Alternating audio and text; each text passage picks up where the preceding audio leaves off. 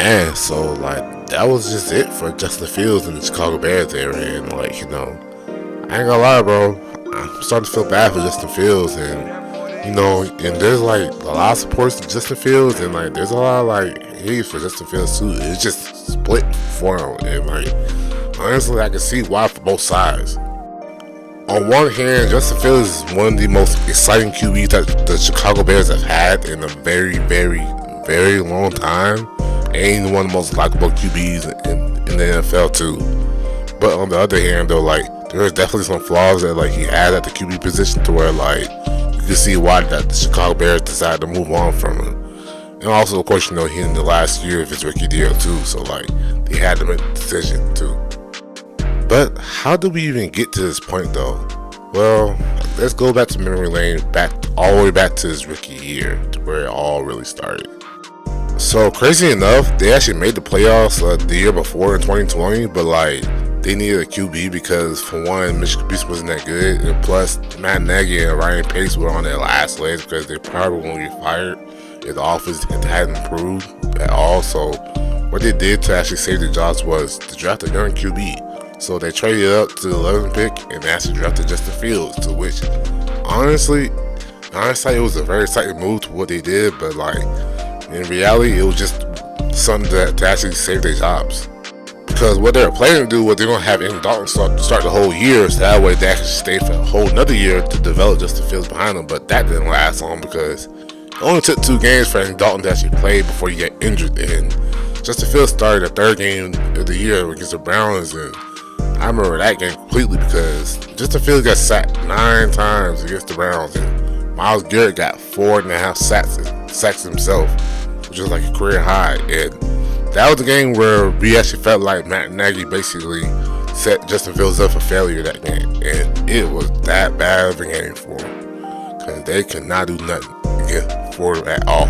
We knew Justin Fields was a rookie in this case, but like it really felt like he didn't have no type of help from like offensive line or even the coaches for that game. It was that bad, and like obviously he started to struggle. Still, he started to prove a little bit, but like obviously against like actual playoffs and contending teams, like he really his rookie stuff actually showed for real and stuff like that.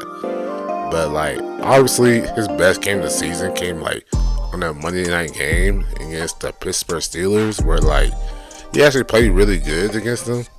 Even though it was in a close loss against the Steelers, it was actually still by far his best game of the season against them. He actually put him in a career high at the time, 291 yards passing with 1 touchdown and 1 INT. But it actually showed like a flash of potential for him in the future for like what he could do as a potential star in the league. But all around though, like that's basically like the moments I can really think of, like when it comes to his rookie season, because like he ended up missing the rest of the year because he ended up having cracked ribs. So like, yeah, that his rookie year was just marred by injury and the fact that like his offensive line was not that good. So to end his rookie season, he ended up having 1,870 passing yards, 7 TDs and 10 INTs, completing 59% of his passes with 420 rushing yards and 2 rushing TDs. And obviously not the best rookie season, but like he was drafted in a situation where like we knew the situation was just not bad, not good at all. And obviously with that being said, Ryan Pace and Nagy ended up getting fired for their contributions to why the Bears were just not that good. And with them two gone, we welcome into a new era, the Ryan Poles and Matt Eberflus era, where obviously their goal was to basically tank, which includes training Khalil Mack, also includes getting rid of guys like Allen Robinson, also includes getting rid of a guy like Roquan Smith, basically trading them trade deadline. Basically, their plan was to just bottom out and try to get like a highest pick as possible, but also, like at least try to stay competitive, to which it's a good idea, but like at the same time though, like they have Justin Fields as the QB though, at the future. But hey, I can say this though, like Justin Fields actually tried though, as he struggled obviously in the first half of the season, but like obviously we know what happened in the second half of the season. I remember in the first half of the season, like people were like really that Justin Fields, how like he was playing so poorly. Obviously like the offensive line wasn't the best, and the receiver core really wasn't like the best either, stuff like that, and how like he wasn't really playing up to par. Like, it wasn't getting the second year leap that he was. But like at the same time though, like, yeah, I get it. But when that Miami Dolphins game happened though, like when he ran for like over 150 yards that game, and I also had like maybe 250 yards that game too. Like he played up to his potential that game. Almost won that game too. Once for like the Bears not missing the flag against them. That whole second half of the year with him just was so electric for him that like he just looked like another Lamar Jackson 2.0 out there, because like he was just rushing the ball like every way you get it, bro. Like he just throw the ball a lot more out there with more conviction, and just he looked really great out there for him, and it was just a great sight to see.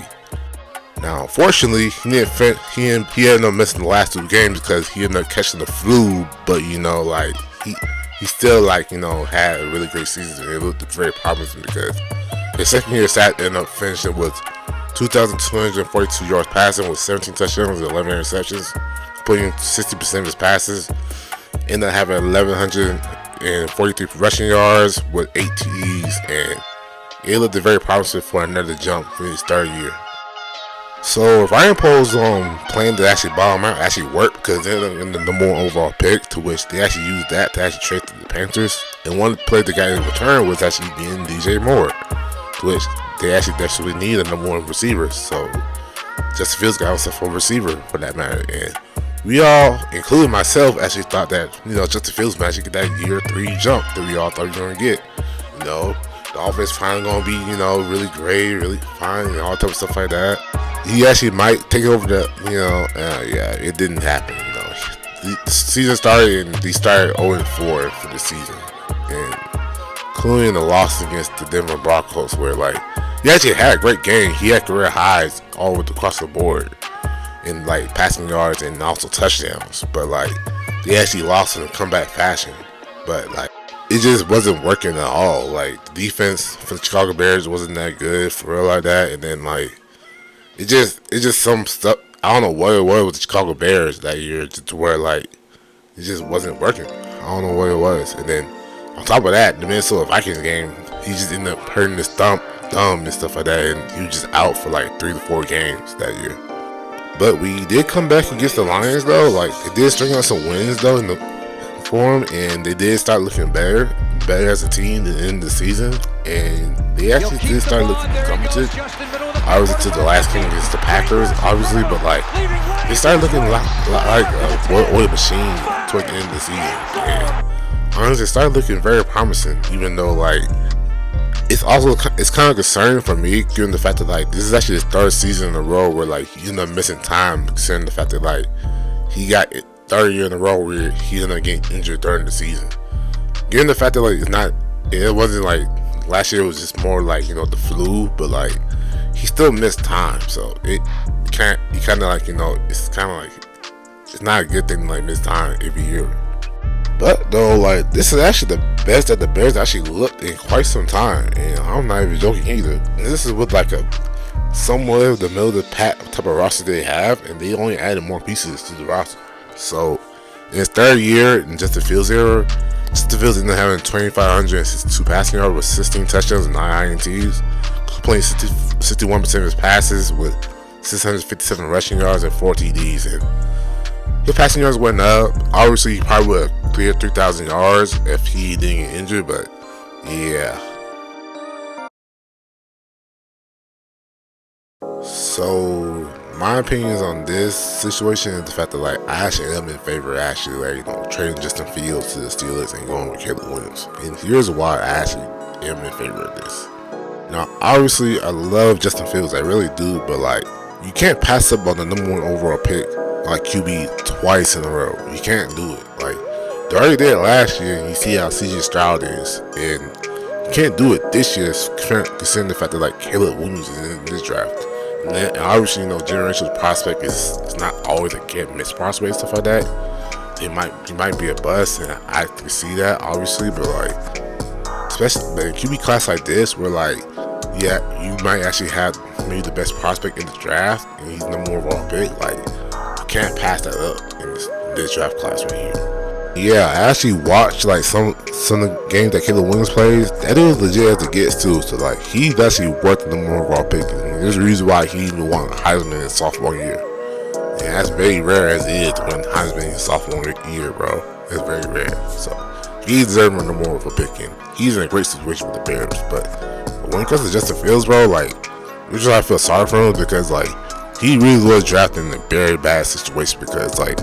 As I recall, you what I said in the very first part of this video, bro, like he was supposed to sit in the very first year in the league. Now, obviously, Andy Dalton got hurt and stuff like that, and he had to come in and start. But like him sitting really would have been very beneficial for him because if he had to come in and start, he probably would have at least had a chance to develop behind someone and actually be able to actually produce a lot more. Because not a lot of people can actually come in and just produce right away and stuff like that. It's not made for everybody. Not saying that like Justin Fields ain't that guy. I'm just saying like he probably could be beneficial for him to actually sit. I mean, perfect example is just Jordan Love, as dude sat for 3 years and look what happened for him in year 4. Like dude actually produced in the first year in the league. Obviously, like dude was like up there in touchdowns and really good, and actually took him to the divisional round. So.